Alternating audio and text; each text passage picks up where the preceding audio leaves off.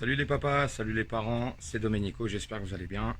Je vous invite à découvrir la petite vidéo que Frédéric nous a fait. Encore un témoignage d'un papa qui se bat.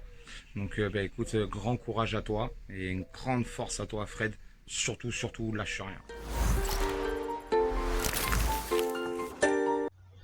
Bonjour et bienvenue sur la chaîne Juste Papa. Je m'appelle Frédéric, j'ai 41 ans. J'ai trois garçons, Bastien, Mathieu et Noah. Bastien et Mathieu, je les ai eus d'une première union. Donc Bastien 18 ans, Mathieu 15 ans et Noah 2 mois.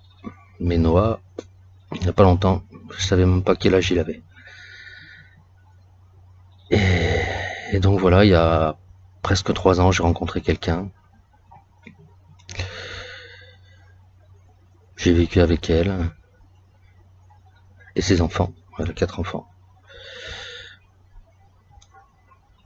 Tout se passait bien, on avait des grands projets. Et en plein été, j'ai récupéré mes enfants. Donc mes deux garçons. On a vécu ensemble donc.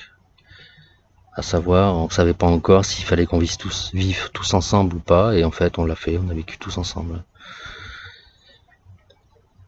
Donc mes garçons ont peut-être pensé avoir leur père pour eux tout seuls. Et là, je leur proposais une vie de famille recomposée. Madame est assez stricte avec les enfants, donc déjà, c'était assez dur pour les miens. Il y a eu des phénomènes un peu de clan dans le sein de la famille.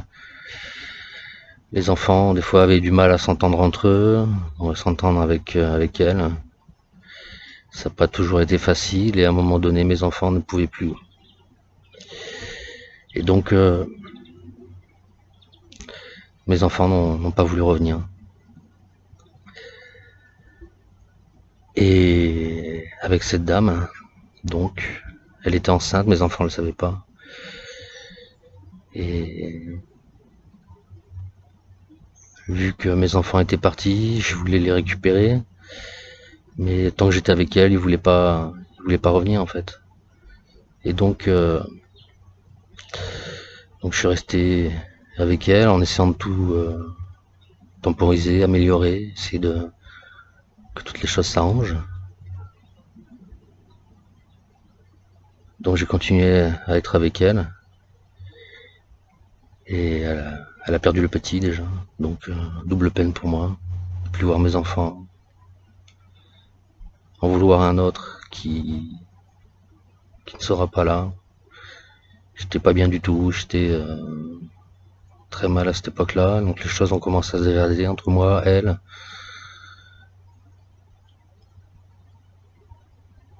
Projet de mariage, je voyais pas comment je pouvais me marier avec mes enfants éloignés.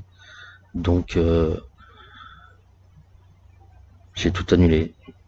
J'ai tout annulé et on a pris un peu nos distances. J'ai pris un appartement. On continue à se voir. Et mais bon, les choses, même en continuant à se voir, elles étaient dégradées quoi.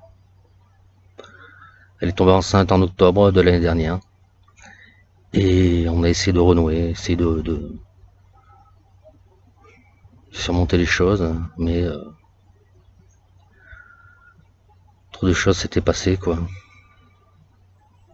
Beaucoup de colère l'un envers l'autre, beaucoup voilà, j'ai ma part des choses, elle a sa part aussi. Ce qu'il y a, c'est que c'était très difficile. Moi, j'avais pas de nouvelles du petit, savoir si il grandissait bien. Pendant donc le confinement, on m'a envoyé un mail comme quoi tout allait bien, qu'il allait s'appeler Noah. J'ai essayé d'appeler, toujours le téléphone coupé, en me disant que je menaçais, mais pourtant je demandais juste des nouvelles. Début juillet, j'ai vu sur Facebook qu'il était né, ce petit, en fait. Donc moi, tout content. Surtout en l'ayant reconnu prénatalement, donc en février. Je me suis dit, bon, je vais aller à la mairie avec mon petit papier et je vais les reconnaître ce petit. J'arrive à la mairie de Toulouse, donc déjà à la mairie de Toulouse, ils me demandent la date, mais j'ai pas de date précise. Je leur donne la date de la publication de la vidéo. Je cherche, je trouve rien. Je demande donc le nom de jeune fille de madame. Ils trouvent rien. Ils me disent que vraiment il leur faut le jour exact, sinon ils ne peuvent pas, ils ne trouveront pas. Je leur donne quelques dates et tout. Moi j'ai fait mon arbre généalogique. Dès qu'on connaît l'endroit de naissance, on trouve la personne, il n'y a pas de problème. Mais bon, ça c'est pour autre chose. Donc on me dit d'aller à Purpan, ou là où était prévu l'accouchement. Donc j'y vais. La dame, elle cherche. Bon, je sais pas si elle faisait semblant, mais elle n'a rien trouvé. Bon. Donc je suis là. J'ai pas de date de naissance, je peux pas déclarer mon enfant. Que faire? Je savais pas. Je savais pas du tout. J'ai essayé d'aller voir la police, ils pouvaient faire quelque chose à Colomiers. Rien. Rien du tout. Moi comme apparemment je fais des menaces, on arrive à m'appeler. Mais moi, pour moi, on peut pas appeler madame pour lui demander quel jour est né l'enfant et pour moi le reconnaître quoi. Donc non. Vaut mieux avoir un enfant qui est pas reconnu. Donc je savais pas quoi faire quoi. Je me suis dit c'est quelque chose qui peut durer très longtemps. Donc j'ai fait une petite vidéo. J'ai créé une chaîne, une chaîne, je sais pas quelle chaîne. Bon. J'ai créé donc un profil pour ce petit et j'ai publié une petite vidéo pour lui, pour qu'il sache que je pense à lui, je sais qu'il est né, que même si je le vois pas, je l'aime déjà et que je le cherche et que je l'abandonnerai pas. Donc voilà. Et en même temps, je cherche partout sur internet. Si déjà le cas est déjà arrivé, qu'on refuse la paternité, car après avoir été à la police, je suis allé voir madame. J'ai beau taper à la porte ou quoi, qu'est-ce que je fais là, l'enfant? C'est pas mon enfant de toute façon. Il n'y a pas à rigoler derrière la porte, c'est tout ce que j'ai quoi. Donc voilà, donc je cherche un peu sur internet s'il y a déjà eu ce cas-là, non, je trouve pas. Je suis même allé voir un avocat sur Toulouse, donc je connaissais pas le cas non plus, qu'il fallait qu'il se renseigne. Donc j'ai quand même fait cette petite vidéo. Et avec mes recherches, je suis tombé sur la chaîne Juste Papa, donc voilà. Donc j'ai posté ma petite vidéo donc sur la messagerie donc de Cédric. Et il m'a répondu de suite. Il m'a dit appelle-moi quoi. Moi j'étais en plein désarroi, j'étais là, j'arrivais pas à lui expliquer mon problème, j'étais tellement dans le désarroi que je chialais quoi en gros. Hein. Et moi j'ai trouvé une aide, il m'a donné plein de conseils, des endroits à aller voir d'autres associations, me disant que t'inquiète pas, t'es pas tout seul. Et puis ça là en fait, je suis en communication avec lui, je regarde un peu toutes les vidéos qui ont été faites sur cette chaîne, avec des problèmes qui sont nettement plus graves que les miens. Et donc pour moi, je passais tout le mois de juillet sans pouvoir déclarer mon enfant, en cherchant partout, dans sa famille, en envoyant des messages pour savoir s'il voulait bien me donner la date de naissance. Et début août, on m'a contacté par rapport à la petite vidéo. Et quelqu'un a bien voulu me donner la date de naissance donc de ce petit. Cette personne veut rester anonyme. Et donc, je ne peux pas donner son nom ni rien. Je le connais pas d'ailleurs.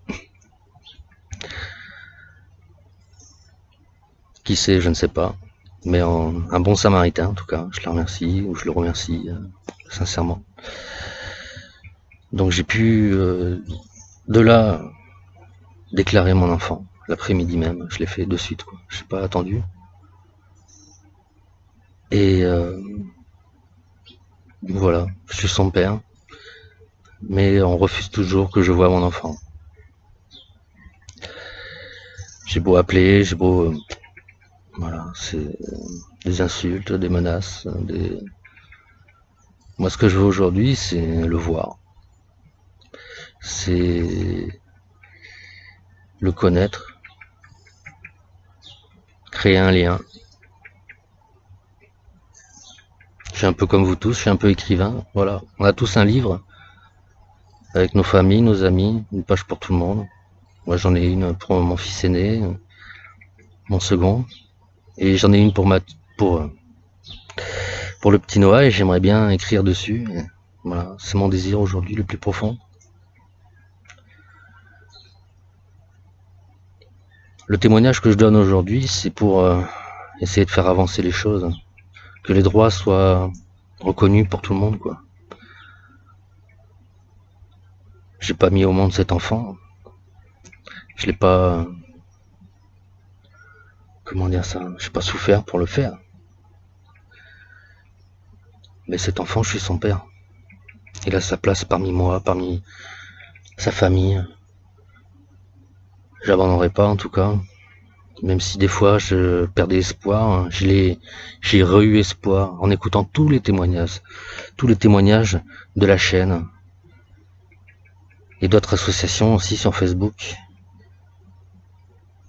Si vous êtes dans un cas comme ça, faut pas rester seul. J'ai trouvé de l'aide, si je peux en donner, j'en donnerai.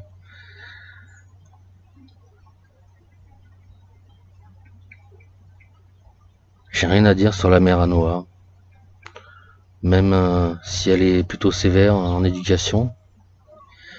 Je sais qu'il sera bien élevé, mais je demande à voir mon enfant, à le connaître, à le présenter à ma famille. Voilà. Je vous remercie de m'avoir écouté. Un grand merci à Cédric.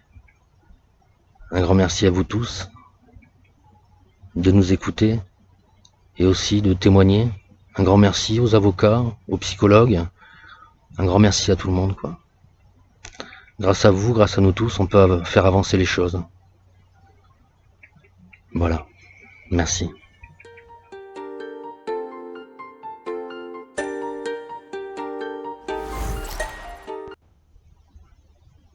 Bonjour petit Noah, je suis ton papa. Depuis lundi, je t'ai aperçu sur internet, j'ai vu que tu étais né. Alors bienvenue parmi nous. Je sais pas où tu es né par contre. Je me suis renseigné à Purpan, à Toulouse. T'es pas né là-bas en tout cas. J'essaye de te déclarer. Impossible, on m'en laisse pas le droit, on me laisse pas le droit de te voir. Pourtant j'aimerais te connaître, te voir grandir. Ce qui s'est passé avec ta mère, les histoires, tout ça, c'est du passé, ça n'a rien à voir entre nous deux. Moi je voudrais te faire connaître tes deux frères, ta grand-mère, ta famille en fait. T'as ta place parmi les tiens, chez moi. Sache quand même que j'essaye de tout faire pour te voir. C'est pas facile du tout. J'ai beau taper à la porte, on me répond pas, on m'ouvre pas. Ben je retaperai, encore et encore. Je prendrai un avocat. Mais les procédures sont longues, tu marcheras certainement avant que je te connaisse, que je te prenne dans les bras, comme j'ai fait avec tes deux frères. Sache en tout cas que je t'aime et que je ferai tout pour te retrouver. Voilà. Je pense très fort à toi. Bisous mon petit.